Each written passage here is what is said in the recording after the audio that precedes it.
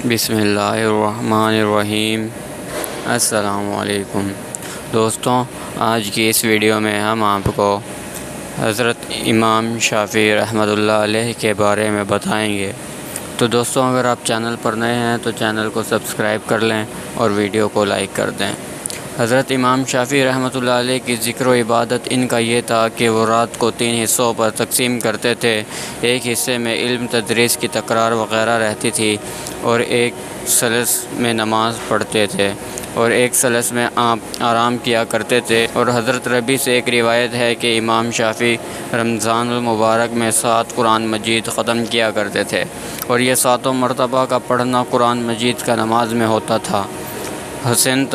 حسین ترابی سے ایک روایت ہے کہ میں کئی رات امام شافعی رحمۃ اللہ علیہ کے ساتھ رہا تو میں نے دیکھا کہ وہ بقدر ثلث شب کے نماز پڑھتے تھے۔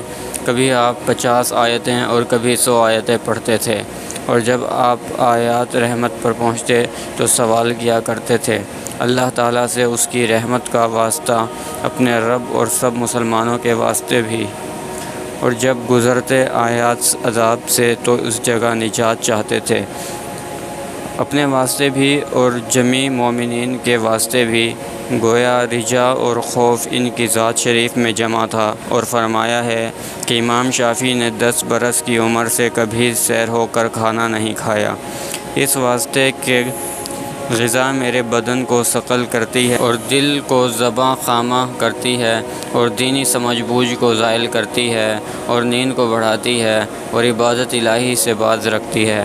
بس غور کیجئے کہ شکم سیر ہونے میں کتنی خرابیاں فرماتے ہیں، اور کم کھانے میں کتنی بڑی حکمتیں مضر ہیں۔ اور ایک روایت میں ہے کہ حضرت امام شافعی نے کہا کہ نہیں قسم کھائی میں نے کبھی نہ سچی اور نہ جھوٹی، پس نظر کیجئے ان کی حرمت و توقیر پر، اور ان کے خداوند کا کیا مرتبہ تھا، اور یہ دلیل ہے کہ ان کے کمال جو ان کو جلال الہی سے حاصل ہوا تھا۔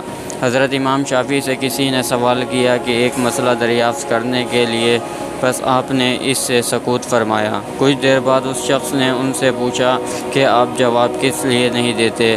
آپ نے اس سے کہا کہ میں سوچتا ہوں کہ میری فضیلت میرے سکوت میں ہے۔ یہ جواب دینے میں اس بات پر بھی غور کرنا چاہیے کہ آپ کس وجہ سے محافظت زبان کی کیا کرتے تھے، اور سکوت ان کا باعث فضیلت اور خلب ثواب تھا۔ ایک روایت حضرت امام شافعی سے ہے کہ ایک حکیم نے دوسرے حکیم کو لکھا جب تجھ کو علم ملا تو اس کو آلودہ مت کر گناہوں کی ظلمت سے، ورنہ تو پل صراط کی تاریکی میں حیرت زدہ رہے گا، اور اہل علم کے نور سے گزر جائیں گے۔ امام شافعی فرماتے ہیں کہ جو شخص دعویٰ حسب دنیا اب خالق سو ایک دل میں رکھے تو یقیناً جھوٹا ہے۔ حضرت حمید سے روایت ہے کہ امام شافعی بعض والیان ملک کے ساتھ یمن کی طرف تشریف لے جاتے تھے، وہاں سے 10,000 درہم لے کر مکے میں تشریف لائے تھے۔ آپ نے مکے سے باہر ایک خیمہ اسادہ کیا، اور شام تک وہ سب درہم تقسیم فرما دیے۔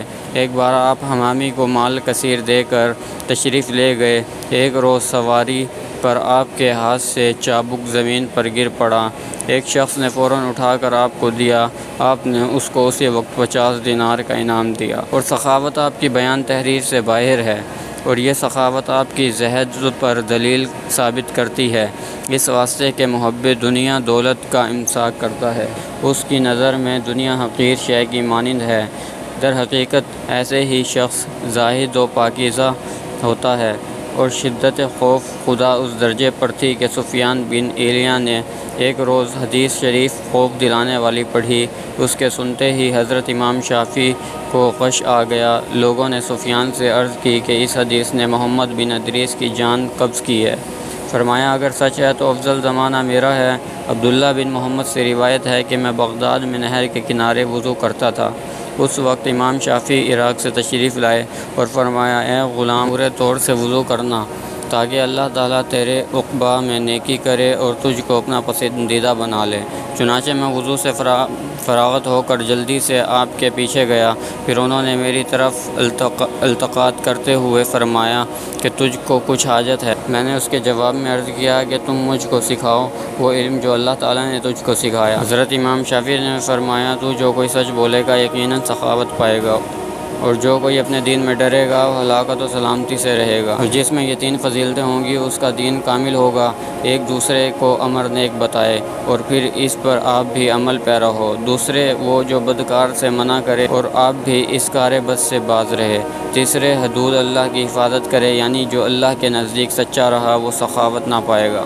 کسی نے امام شافعی سے پوچھا ریا کیا چیز ہے؟ آپ نے فرمایا کہ ریا بذات خود فتنہ ہے کہ خواہش نفسانی کے علماء کے دلوں پر اور انسان کی آنکھوں پر گرا بند باندھی ہے، اس وجہ سے وہ نفس کی بدی اور گناہ کا خیال کرتے ہیں اور اسی لیے وہ اپنے اعمال کا ابطال کرتے ہیں۔ امام شافعی نے فرمایا جو شخص اپنے نگاہ رکھے اور اس کو علم کوئی نفع نہ دے، اور جو کوئی علم میں اللہ تعالیٰ کی اطاعت کرے گا تو اس پر اسرار الہی کھلیں گے۔ اور امام غزالی نے یہ سب احوال لکھ کر فرمایا کہ خلوص نیت امام شافعی کی اور بے ریائی ان کے اس درجے پر تھے کہ فرماتے تھے کہ میں دوست رکھتا ہوں کہ لوگ میرے علم سے مطمع ہوں اور میری طرف وہ علم منسوب نہ ہو۔ تصور کیجئے کہ آفت علم اور طب شہرت اور اسم سے اس درجہ نفرت سے تھی کہ سوائے وجہ اللہ کے دوسری طرف التفات ہی نہ تھا۔ اور اسی قسم کی ایک روایت اور بھی ہے کہ امام شافعی نے فرمایا میں نے کسی علمی بحث میں کبھی تکرار نہیں کی مگر اسی وجہ سے تکرار کرتا تاکہ خط سے محفوظ ہو جاؤں، اور تمنا یہ ہوتی تھی کہ اس نیک کام کے کرنے کی توفیق خداوند قدوس عنایت فرمائے۔